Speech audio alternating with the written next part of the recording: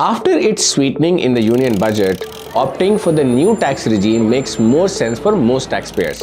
But the new tax regime doesn't have most tax deductions and exemptions that the old regime enjoys. This has surely reduced the appeal for most tax-saving products like ELSS mutual funds, tax-saving FDs, PPF, etc. But the NPS continues to be relevant in the new tax regime under its corporate model, where employer contribution of up to 14% of the basic salary is tax deductible. And that is perhaps the reason why the corporate sector subscriber base and AUM continues to grow at a fast clip. But whether it is the corporate model or the voluntary model, the choice of a fund manager can make a significant difference to your returns. So, which is the best fund manager for 2026 that you can pick in the corporate or the voluntary model? We will find out in this video.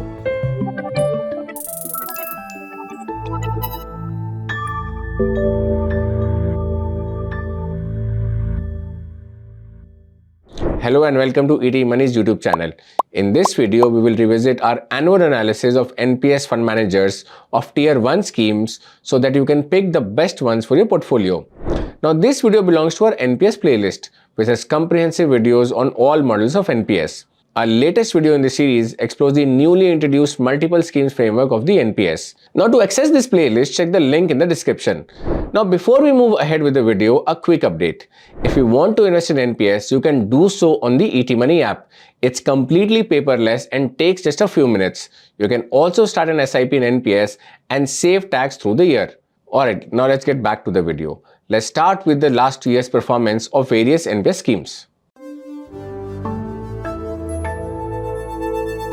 Now, the NPS offers two types of accounts, Tier 1 and Tier 2.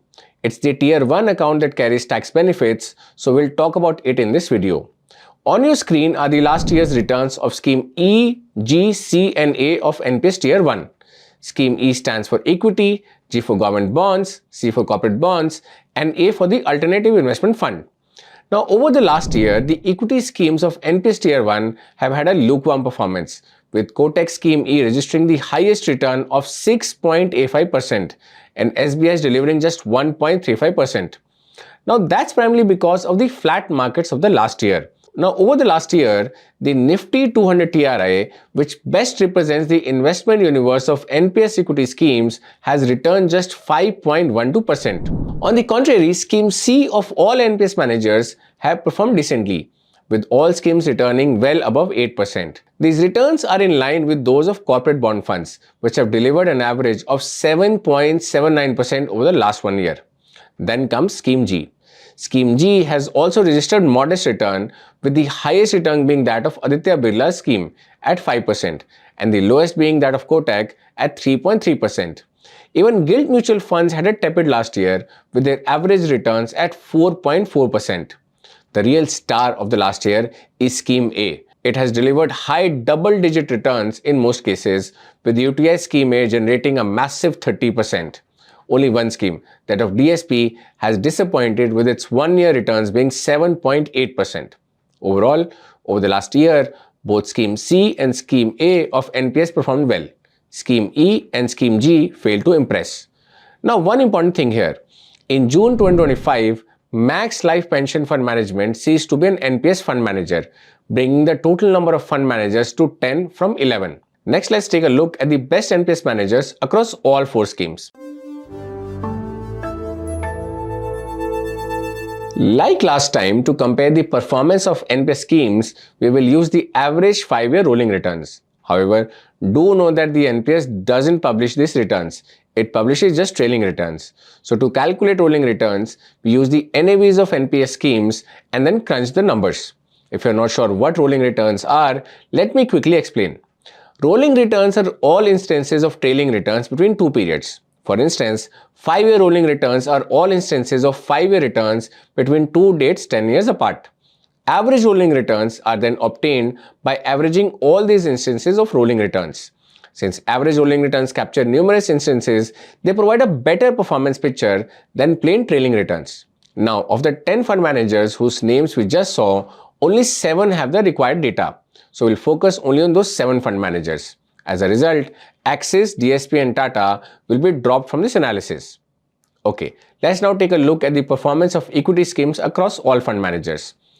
In terms of average 5-year rolling returns, HDFC Scheme E is at the top with a return of 15.85% per annum.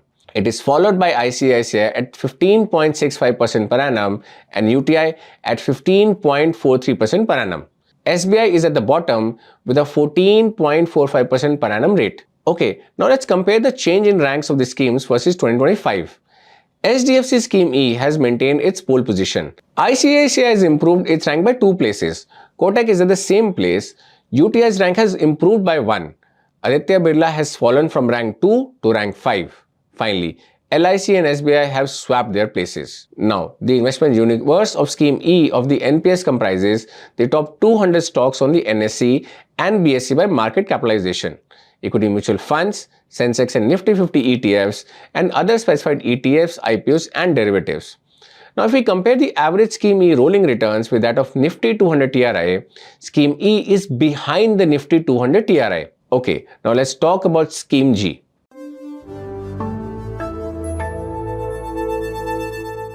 The average 5-year rolling returns of Scheme G are on your screen. Here, LIC tops these charts with 8.48% per annum returns. It is followed by HDFC at 8% per annum. Aditya Birla and UTI both are at the bottom with 7.68% per annum. Now, if we compare the ranks for 2026 and 2025, an interesting picture emerges.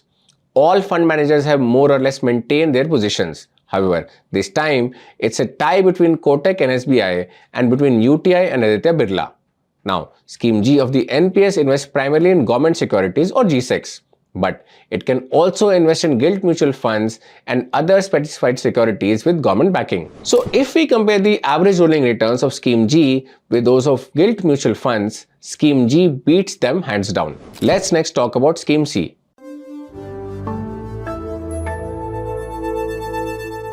On your screen are the average 5-year rolling returns of Scheme C across fund managers. At 8.39% per annum, HDFC Scheme C stands out. At 8.07%, SBI follows it. The least returns, 7.44% per annum, are those from Kotak Scheme C.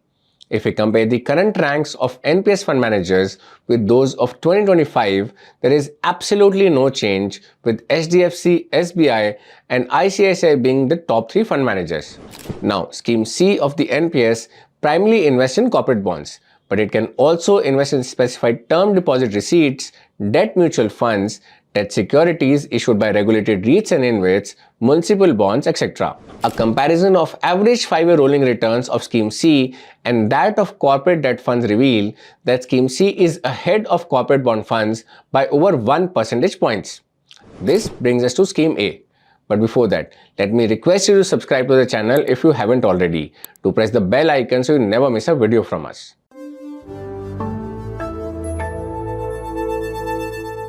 Scheme A of the NPS invests in alternative avenues such as commercial or residential mortgage-backed securities, REITs and InvITs, SEBI-regulated alternative investment funds, and so on. For Scheme A of NPS Tier I, the best performance is SBI Pension Funds with a return of 9.5% per annum.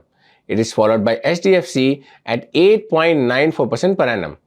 At 6.5% per annum, the least returns are from Aditya Birla here. Now, in terms of rank versus the year before, there are minor changes. The top 3 performers are the same: SBI, HDFC, and LIC. ICICI and Kotak has swapped their positions, so have UTI and Aditya Birla. So, this was the performance of Tier 1 pension NPS fund managers. The NPS allows you to choose different fund managers for different schemes.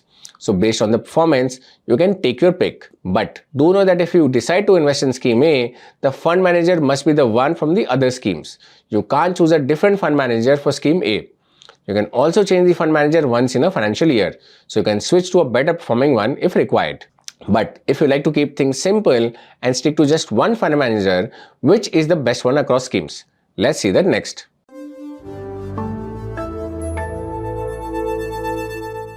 To find the best NPS pension fund manager across schemes, we assigned rank to each fund manager. Rank 1 and rank 2 are highlighted in green and 6 and 7 in red. Clearly, HDFC emerges as the best fund manager as all its schemes are ranked either 1 or 2. In 2025 as well, HDFC was the best. Next comes ICICI, whose equity schemes are ranked 2 and the rest lie in the middle. SBI has 2 of its schemes in top and 1 at the bottom. Now, as far as poor performance are concerned, UTI has 3 of its schemes at the bottom. It is followed by Aditya Birla, whose 2 schemes are ranked either 6 or 7. So, based on this combined picture, you can pick or change your NPS fund manager. Our regular viewers will remember that last time we also talked about the best fund managers in terms of risk-adjusted returns. Now, risk-adjusted returns express returns in light of the risk taken to deliver them. A fund that delivers high returns at a high risk will likely have a lower risk-adjusted return profile. On the other hand, a fund that delivers average returns at a low risk or low returns at nominal risk will have a higher risk-adjusted return profile. Now, risk-adjusted returns are derived by dividing the rolling returns by the volatility of those returns as measured by standard deviation. Now, for a retirement product like the NPS, which has an ultra-long lock-in period, the magnitude of returns would take precedence over the volatility involved for most investors. After all, a larger investment corpus matters more than the volatility involved in generating it. Still, for the risk-conscious investors who value steadiness more than returns, here is the summary in terms of risk-adjusted returns. Interestingly, a different picture emerges here. Aditya Birla, which was at the bottom in terms of pure returns, comes out at the top now. This suggests that while its schemes have a comparatively lower return profile, they deliver those returns at a much lower volatility, and as a result, the risk-adjusted performance is good. HDFC has 2 of its schemes in top rankers and none in the bottom. Ditto with SBI.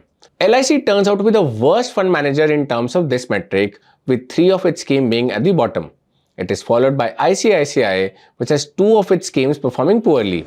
So, based on your personal preference, you can consider either the return perspective or the risk-adjusted return perspective. Whichever you decide to go with, don't forget to do your own research. The outcome of this analysis doesn't automatically mean we are recommending a scheme to you. Last but not the least, do remember that ET Money app allows you to invest in the NPS in a convenient manner. Do explore it. And with this, we have come to end of this video. I hope you found this video useful, and if you did, please share it with your friends and family. I'll be back soon with another video. Till then, take care. Mutual fund investments are subject to market risks. Read all scheme-related documents carefully.